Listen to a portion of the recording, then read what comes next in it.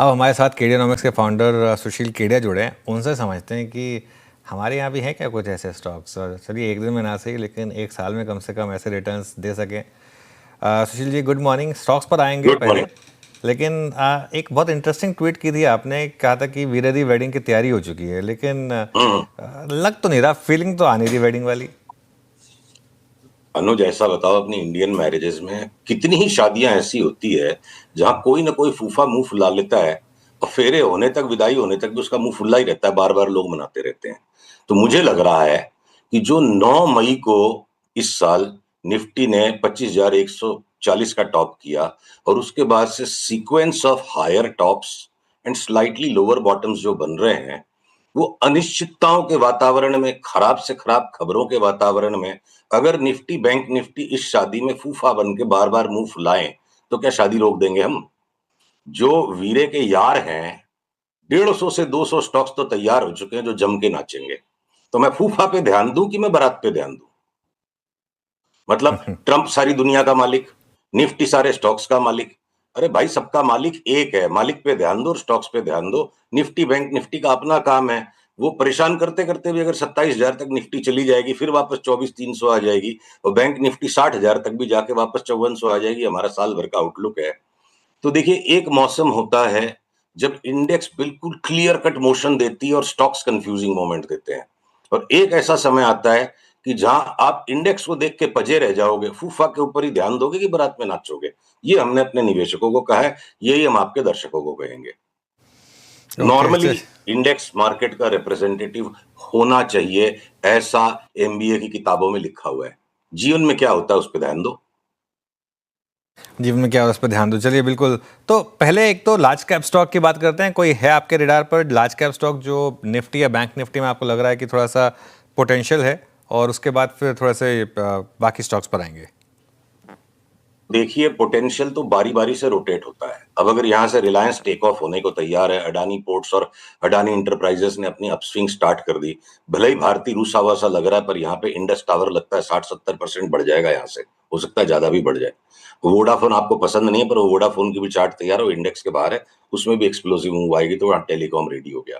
अब अगर आपके जो भेल है, आपके जो भारत फोर्ज है, ये अगर डबल से भी ज्यादा होते हमें लग रहे हैं, तो देखिए क्या है, सरकार ने लोगों के हाथ में 12 लाख तक टैक्स फ्री कर दिया और इनकम टैक्स में, और अब ये जीएसटी के अंदर में भी रियायत जो आ गई। इसका मतलब है जीएसटी का बर्डन ज्यादातर केसेस के अंदर में बिजनेस सर्विसेज और गुड्स प्रोवाइडर पे शिफ्ट हो गया। लोगों के हाथ में पैसे बढ़ जाएंगे। तो अब जो बचता है कि हर एक पिन कोड से एक आम आदमी खर्चा करेगा, और चार्ट्स बता रही हैं कि जैसे रेलवे, डिफेंस, रियल्टी तैयार थे, अब उसके साथ फर्टिलाइजर के स्टॉक्स जुड़ जाएंगे। मैं 5-6 आज आपको फर्टिलाइजर्स की चार्ट दिखाना चाहूंगा, समय रहेगा तो, जो बेफाम तेजी कर सकते हैं। अब अगला सेक्टर जो आ रहा है, इंजीनियरिंग। तो ये सारे गवर्नमेंट लार्जेसेस पे, गवर्नमेंट काइंडनेसेस पे डिपेंड करते हैं, कि लग रहा है कि लोगों के हाथ में पैसा छोड़ के कि आप भी खर्चा करो। अब अगर सरकारी तेजी आ जाए, यहाँ पे बड़े खर्चे शुरू हो जाएं, तो इंडेक्स अपने ड्रामे कर सकती है और ये सिलेक्टिव स्टॉक्स भाग जाएंगे। तो अडानी के अलावा, रिलायंस के अलावा, अगर आपके एफएमसीजी चल ही रहे हैं, टाटा मोटर्स में ठीक एक बार 50 रुपए के फ्लक्चुएशन की जगह पर हमारा 1100-1200 का कॉल इंटैक्ट है। अब जीएसटी की खबर को देख के लोगों को उसमें रिलीफ मिलेगी। सिर्फ एक मेटल्स के ऐसे स्टॉक्स हैं जो हमें बड़े संदेहास्पद लग रहे हैं, और मेटल्स में सिर्फ एक steel authority of India limited है जो इकलौता बाई है। फेरस, नॉन फेरस कोई सा मेटल हमारे यहाँ बाई नहीं है। जो भी थोड़ी बहुत तेजी होनी होने दो, उसके बाद हम शॉर्ट करेंगे। तो इंडेक्स के अंदर में भी ना अनुज, घूम फिर करके आगे से बारी बारी सबका नंबर आ जाएगा। एक स्टॉक जो लास्ट टाइम लार्ज स्टॉक्स में से अपना डिस्कस होना बाकी रह गया था बैंक निफ्टी में, कि अगर एचडीएफसी बैंक सिर्फ 6-7% बढ़ेगा और आईसीआईसीआई 15-16% बढ़ जाएगा, तो बैंक निफ्टी में 60,000 तक की कल्पना करने की हिम्मत किस बात पे कर रहे हैं? इंडसइंड पिटा हुआ है, वो खाली एक डेडमैन्स बाउंस अगर 25-30% भी दे देगा तो बैंक निफ्टी को लेके नहीं जा सकता। डार्क हॉर्स लार्जर स्टॉक्स में से हमें चार्ट पे लग रहा है कोटक महिंद्रा बैंक हो सकता है, जो 2400, 2450 का भाव आ जाए। Everything is subject to stop loss. तो क्या है ना, बैंक निफ्टी एक ऐसी अम्मी है, एक ऐसी मम्मी है जिसके कई बेटे हैं, 3-4 बेटे हैं, 2-3 अगर उदास भी हैं तो कोई सा ना कोई सा आके उसको खींच देता है। तो इस बार लगता है वो काबिल बेटा साबित हो सकता है, कोटक महिंद्रा बैंक। तो ये एक मेंटेनेंस डिस्कशन अपना है 3-6 महीने की मार्केट आउटलुक पे। पर अनुज, बहुत बड़ा पैसा इंडिविजुअल स्टॉक्स में है। आप इंजीनियरिंग पे आओ, आप फर्टिलाइजर्स पे आओ, कई मल्टी बैगर कॉल्स भी हैं, तो वो हमें डिस्कस ओके, करना चाहिए। तो वही डिस्कस करते हैं। पिछले हफ्ते आपने आरवीएनएल की बात की थी, शुरुआत तो अच्छी हुई उसकी, आपका वैसे 6 गुना का व्यू था, लेकिन एक हफ्ते में 10% के मूव्स मिले वहाँ पर। अब यहाँ पर एफएनओ स्टॉक्स में बड़ी ट्रेड्स क्या हैं और कैश स्टॉक्स में बड़ी ट्रेड्स क्या हैं आपके पास? देखिए, जो मल्टी बैगर कॉल्स में कोई बोल सकता है भाई इतने साल तक कौन वेट करेगा, तो ठीक है, उस हाथी को भी टुकड़े टुकड़े खाएंगे। एक जो बाटा का स्टॉक आपने 2 साल पहले मेरे से पूछा था कि बर्थडे पिक क्या है, और उसके बाद हर बार शुक्रिया मनाता था कि आप दोबारा नहीं पूछ रहे हो, उसने ओवर एक्सटेंडेड करेक्शन दे दिया बाटा ने, और वो हमें लगता है यहाँ से 5 बैगर हो जाएगा। और मैं अगर आपको ये बाटा की चार्ट खोल ही देता हूँ आपके सामने, देखो क्या है ना, जो कहते हैं होनहार बिरवान के होत हैं चिकने पात। आज अगर बाटा में मैं कोई को बोलूं कि अगले 3-4 साल का व्यू ले लो, ये 5 बैगर हो सकता है, तो बहुत सारी आपत्तियां उपज सकती हैं। आप अगर बाटा के इस इतिहास को देखो, मेरी स्क्रीन पे शेयर्ड चार्ट को, तो ये नैस्डैक कहां से आ गया, रुकिए, सॉरी, हाँ, ये देखिए, ओवर एक्सटेंडेड करेक्शन जो 2 साल का हो गया बाटा में।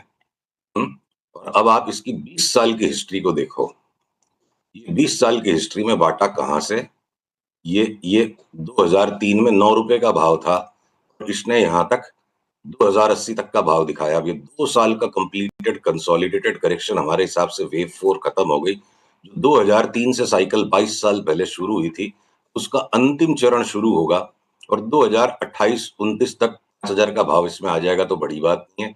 लगे हाथ में आपको दीपक नाइट्राइट की वे चार्ट दिखाऊं, देखिए, सुनने में अचंभा लगेगा, 1700 का स्टॉक 8,000, 9,000, 10,000, 18,000 कैसे हो जाएगा? उसी तरह से हो जाएगा जैसे ये 2012 में सिर्फ 13 रुपए का स्टॉक था, और 3,000 तक का भाव इसका आ गया दिसंबर 21 में। 4 साल का लगातार कंसोलिडेशन ये दे रहा है। अब जिस दिन भी इसमें ब्रेकआउट आएगा, उस दिन हम वापस सूचित करेंगे। इनको स्टॉक्स को डीपली स्टडी करना चाहिए। ये बड़ा पैसा बड़ी चाल पे बनेगा, बड़े सौदे पे कभी नहीं बनेगा। ये इंट्राडे की ट्रेडिंग कर ली, 4 दिन की ट्रेडिंग कर ली, 30 दिन की ट्रेडिंग कर ली, ये बिना मतलब की कुश्ती लड़ रहे हैं लोग। जो रहा नहीं जाता जुआ खेले बिना, तो वो गैम्बलिंग इंस्टिंक्ट को 10-20% कैपिटल का रखिए, बड़ा पैसा बड़ी चाल पे ही बनेगा। आज तक जिस किसी ने बड़ा पैसा बनाया है, छोटा सौदा बड़ी चाल, उसी में बड़ा धन बनता है। ओके, चलिए, ये बात हो गई इस समय दीपक नाइट्रेट और बाटा की। एफएनओ स्पेस में काफ़ी स्टॉक्स इस समय मूव्स के लिए तैयार हैं आपके हिसाब से, तो कोई पर्टिकुलर स्टॉक्स जो आपको अच्छे लग रहे हैं यहाँ पर? देखिए अनुज, इस वक्त हमने सट्टे पे से ध्यान कम किया हुआ है, क्योंकि जिस तरह का जो बाजार होगा, जाही विधि राखे राम ताही विधि रही है, तो बहुत सिलेक्टिव कोई एफ एंड ओ के ट्रेड्स करने चाहिए। और वो भी कब करने चाहिए कि बिल्कुल बॉटम से निकल के जब एक राउंड हो जाए और वो हायर बॉटम बनाए। तो अगर मान लीजिए सीडीएसएल बीएससी आज एक रेजिस्टेंस के नीचे बैठे हुए हैं, ब्रेकआउट अगर नहीं आएगा और वापस सीडीएसएल 1400 हो गया, और मैं 2100 की चाल के लिए खेलूंगा, तो मैं 1400 में पहले डिलीवरी जितनी ताकत का माल उठाऊंगा, वहां से 100-150 रुपया बढ़ने के बाद फिर 50 रुपए का पुल बैक देगा, तब मैं सट्टा शुरू करूंगा।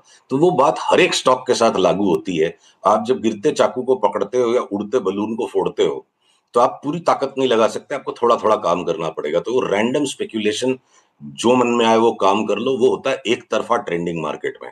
तो मार्केट जो है ना, 26,400 से लास्ट ईयर जो 21,000 तक गए, और उसके बाद ऊपर आए, और अब 25 मई के बाद से ये जो मुंह फुलाया हुआ फूफा वाला बाजार हो रखा है, तो यहाँ रैंडम स्पेक्यूलेशन हमें तो नहीं करना आता। हो सकता है ऐसे लोग हैं जो हर मौसम में, हर वातावरण में सेम एक ही तरह का सौदा कर सकते हैं। तो मैं इस क्वेश्चन पे बहुत स्ट्रॉन्ग आंसर्स नहीं दूंगा। अब इसमें देखिए, निकालने के लिए बहुत सारे सौदे हैं। अब इंडिगो पे जो कंप्लीट बुलिश कंसेंसस है, हमें लगता है अगले 1-1.5 साल में 2,000 रुपया घट जाएगा, और इसको बार बार बेच के लो, ठीक है। इंश्योरेंस के स्टॉक्स में जो कंप्लीट कंसेंसस बन गया, हमें नहीं लगता है कि एसबीआई लाइफ इंश्योरेंस यहाँ से इमीडिएटली भागेगा, 15-20% का करेक्शन दे देगा। पर उन्होंने दिमाग सबका औसतन 1100 से 1300 ग्राम का, इंस्टाइन का 1300 ग्राम था, मेरा 1100 का है। तो इंसान का एवरेज ब्रेन 1200 ग्राम का, ये 30-40 स्टॉक्स या पोजीशन से ज्यादा संभल नहीं सकती है। और जो मलाईदार 60-70% से ऊपर के ही स्टॉक्स को अगर हम पकड़ रहे हैं, जो पैटर्न अभी दिखा रहे हैं, 40-50% रिटर्न वाले स्टॉक को हमें पकड़ना ही नहीं है। तो आपको स्पेक्यूलेशन ही करना है, आप बोरोड मनी से कर लो, एफ एंड ओ में करना जरूरी नहीं है। ज्यादातर लोग एफ एंड ओ में नुकसान करते हैं, और जो बड़ी चाल हाथ आती है उसमें मोटा पैसा बनता है। ये कहाँ से कराया आपने size Sushil ji, check brain हाँ का? जी। ये ब्रेन का साइज कहाँ से चेक कराया आपने? अरे आजकल हारे सारे लोगों के पास एआई अवेलेबल है, गूगल में टाइप करो, वो आपको एआई मोड में जाके सब कुछ बता देगा। सब लोग जीनियस है आजकल। ब्रेन का साइज सबका सेम है, पर एआई रिवॉल्यूशन के कारण सारे लोग जीनियस हैं। सही है। चलिए, आज एआई काफ़ी डेंजरस होता जा रहा है, थोड़ा सा ध्यान रखिएगा कि गलत जवाब ना दे दे। चलिए सुशील जी, बहुत बहुत शुक्रिया आज जुड़ने के लिए हमारे साथ, और अगले मंगलवार फिर से आपके स्टॉक्स स्पेसिफिक और मार्केट स्पेसिफिक चर्चा करेंगे।